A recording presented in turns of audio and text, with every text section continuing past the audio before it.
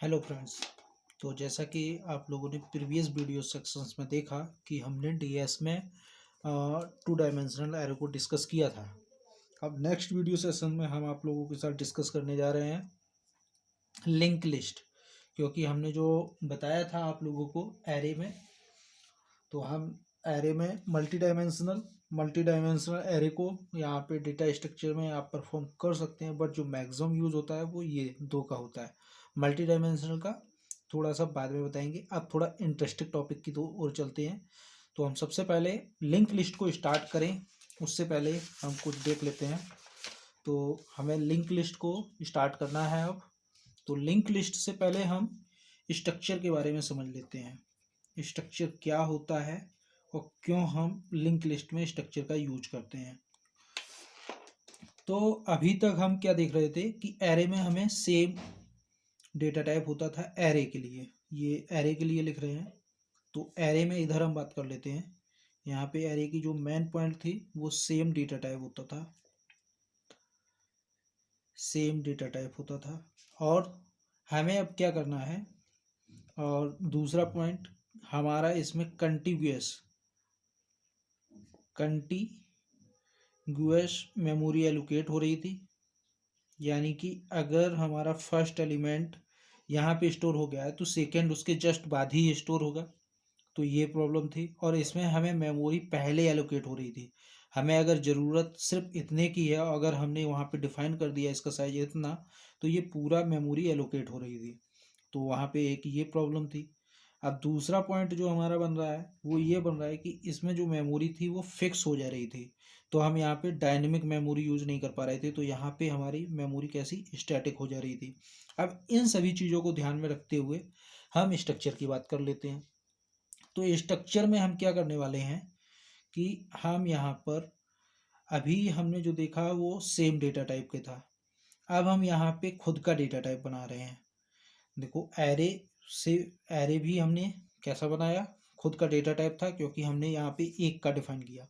पर अब हम चाहते हैं कि कोई हमारा, जैसे सपोज दैट एम्प्लॉय है, तो उसकी डिटेल क्या क्या हो सकती है। नेम हो सकता है, सैलरी हो सकती है उसका, और क्या हो सकता है, डेजिग्नेशन हो सकता है कि वो किस पद पर है, डिपार्टमेंट हो सकता है कि वो किस डिपार्टमेंट में वर्क कर रहा है, और पोजीशन हो चुकी, जैसे अब आईटी के फील्ड की बात करो तो यहाँ पे सॉफ्टवेयर डेवलपर या प्रोग्रामर जैसे भी हो, और यहाँ पे उसकी डेट ऑफ बर्थ भी हो सकती है।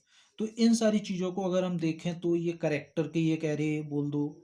और ये सैलरी इंटीजर टाइप हो सकता है, ये भी एक करेक्टर का, ये भी एक करेक्टर का। यहाँ पे हम इसको बोल सकते हैं कि हमारा ये इंटीजर है। तो यहाँ पे हमारे डिफरेंट डिफरेंट टाइप, यहाँ पे कैर हम यूज कर रहे हैं, यहाँ पे हमको इंटीजर यूज करना है, यहाँ पे हमें फिर कैर यूज करना है, यहाँ पे कैर का एरे यूज करने हैं सपोज। तो हमें जब डिफरेंट डिफरेंट टाइप के डेटा टाइप को यूज करना है तो हम किस तरीके से यूज करेंगे, तो उसके लिए हम स्ट्रक्चर यूज कर रहे हैं। अब सेम प्रॉब्लम यूनियन को हम क्यों नहीं ले सकते। यूनियन को भी हम इसलिए नहीं ले सकते क्योंकि ये भी क्या करता है कि सेम डेटा टाइप का ही यूज करता है। अब यहाँ पे भी प्रॉब्लम थी कि ये यूज तो करता है मल्टीपल को, इसने डिफरेंट डिफरेंट नाम दे दिए, जैसे कि सैलरी दे दिया, तो हम यहाँ पे दे सकते हैं। और यहाँ पे हम जैसे कि एम्प्लॉय आईडी दे दिए, तो हमने अगर ये रख दी उसमें तो ये हमारा हो गया। फ़ोन नंबर हो गया। तो ये हम सभी रखेंगे तो सिर्फ इंटीजर में ही हम इनका यूज कर पाएंगे, जबकि डिफरेंट डिफरेंट यूज कर ले रहे हैं। बट हमारे इसके साथ में क्या है स्ट्रक्चर के केस में, कि हम यहाँ पे डिफरेंट डिफरेंट डेटा टाइप को कलेक्ट करके एक डेटा टाइप क्रिएट कर सकते हैं।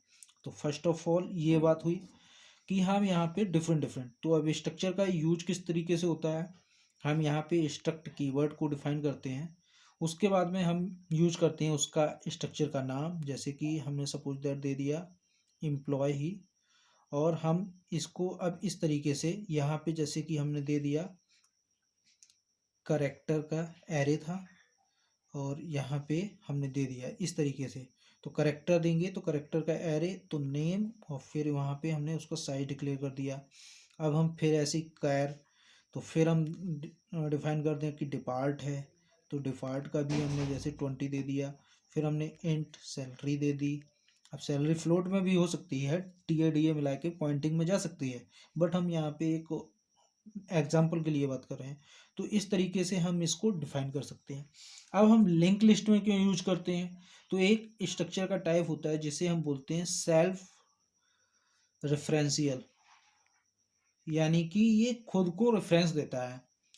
तो हमें यही यूज करना है, सेल्फ रेफरेंशियल ही हम लिंक लिस्ट में यूज करते हैं। तो इसका मतलब क्या होता है कि जैसे सपोज दैट स्ट्रक्ट नोड एक कोई बनाई हमने। अब हम क्या कर रहे हैं, अब हमने इसके अंदर एक दे दिया इंटीजर टाइप का, एक ही दे देते हैं डेटा, और हम यहाँ पे क्या दे दिए स्ट्रक्ट नोड और नेक्स्ट। अब ये क्या करता है, अब यहाँ पे आप लोगों ने देखा होगा कि जो हमारा ये होता है इसको हम बोलते हैं पॉइंटर। क्या बोलते हैं? पॉइंटर। तो पॉइंटर को समझ लो। पॉइंटर क्या करता है, किसी के एड्रेस को स्टोर करता है। क्या करता है? एड्रेस को स्टोर, यानी कि अगर हम चाहें तो ऐसे लिख सकते हैं पॉइंटर पी अगर हमने डिफाइन कर दिया इंटीजर टाइप का, तो इंटीजर टाइप के ये किसी वैल्यू को स्टोर करेगा।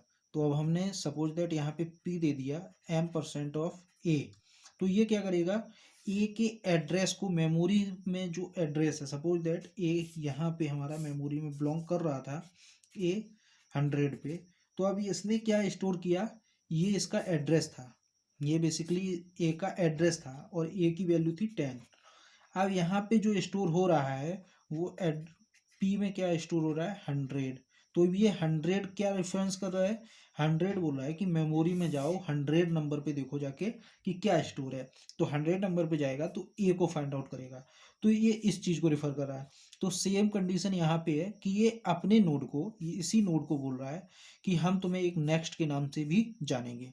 तो इसने क्या बोला कि हम सेल्फ अपने आप को रेफरेंस दे रहे हैं एक, कि हमारा जो भी है अगला वाला नोड आने वाला है उसके लिए हम बात कर रहे हैं, बट यहाँ पे हम जो बात कर रहे हैं कि ये अपना खुद का एक एड्रेस रिटर्न कर रहा है।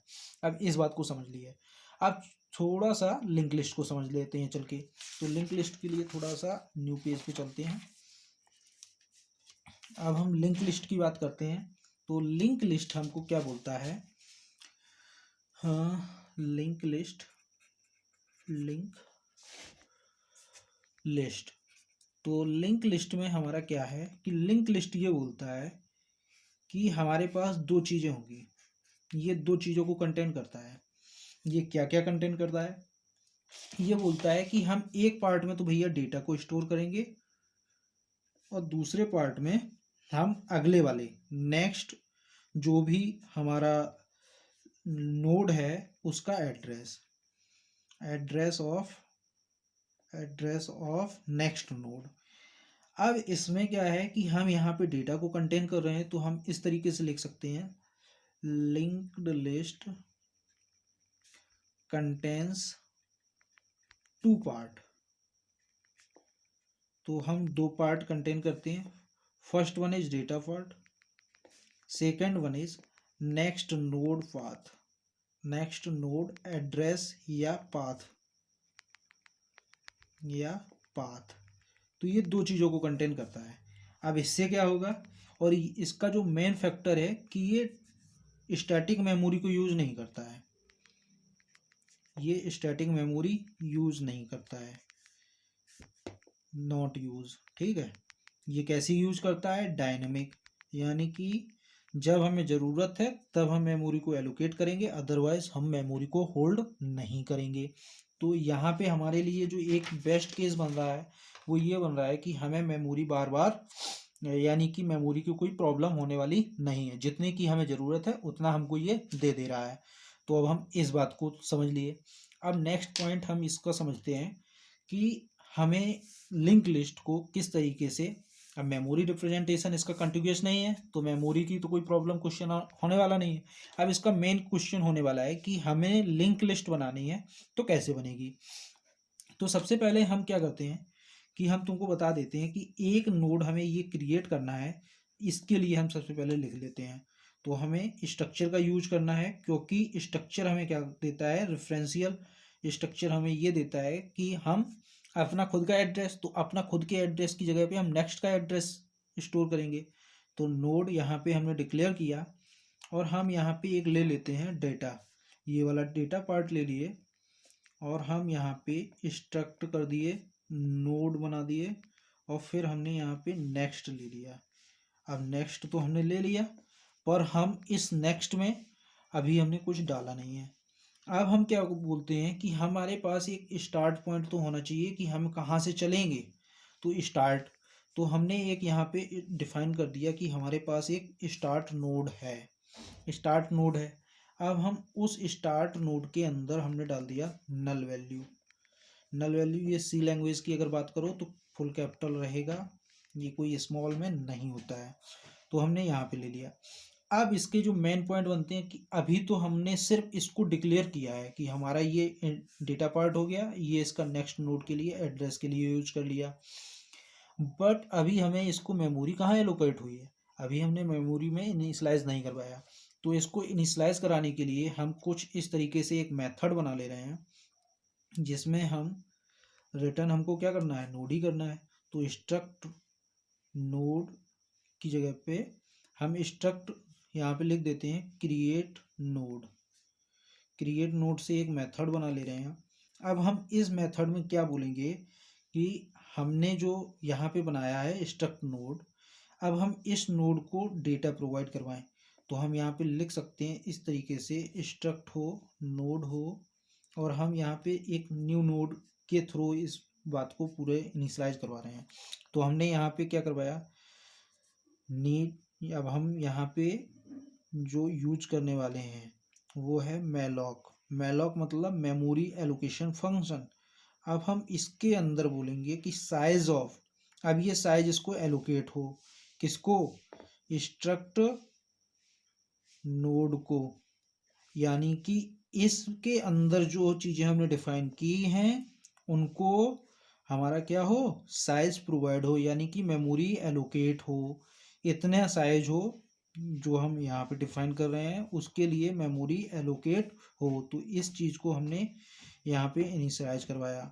अब हम सबसे पहले तो ये समझते हैं कि जब हमने इन सारी चीज़ों को किया फॉलो अप, तो अब हमारे पास, अब हम नोड बनाना चाहें तो हमें नोड बनाने के लिए जो सबसे पहले पॉइंट होंगे वो क्या होगा कि हम सबसे पहले तो इंसर्ट करना चाहें, इंसर्ट करेंगे डेटा को, तो वो कहाँ होना चाहिए, सबसे पहले हमारा डेटा इंसर्ट होना चाहिए बिगनिंग पॉइंट पे। तो बिगनिंग पॉइंट पे होना चाहिए। और दूसरा डेटा, अगर हमारी फुल नोड बनी है तो उसमें लास्ट नोड पे होना चाहिए डेटा इंसर्ट।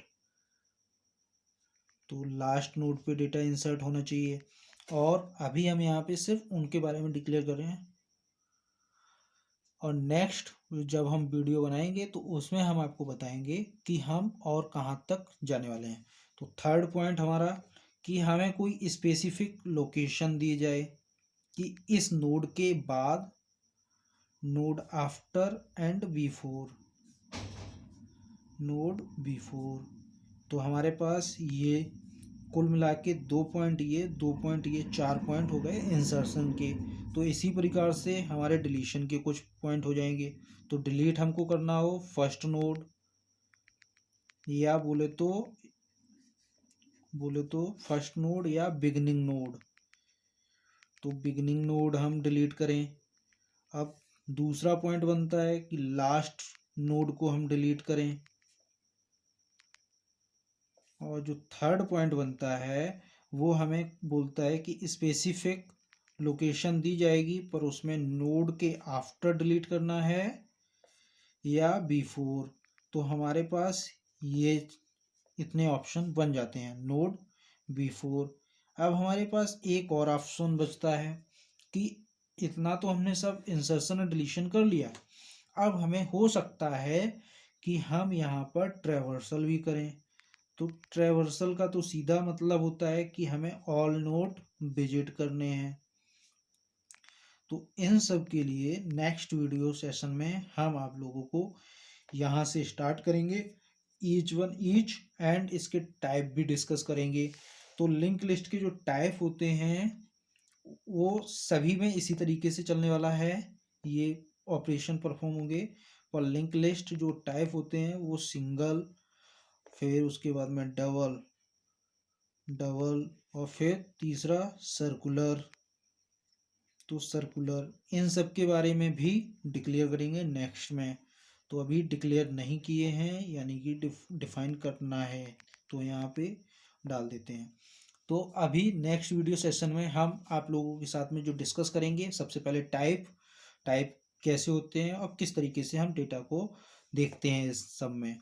और जब हम आगे की बात करेंगे तो उन सबसे पहले एक एक करके चलेंगे और उनमें ये सारे ऑपरेशन को परफॉर्म करेंगे, देन आफ्टर स्टेक की ओर मूव ऑन करेंगे। तो थैंक यू फॉर गाइस, और आज की वीडियो में इतना ही। नेक्स्ट वीडियो सेशंस में हम आप लोगों के सामने पूरी चीज़ों को डिक्लेयर करेंगे।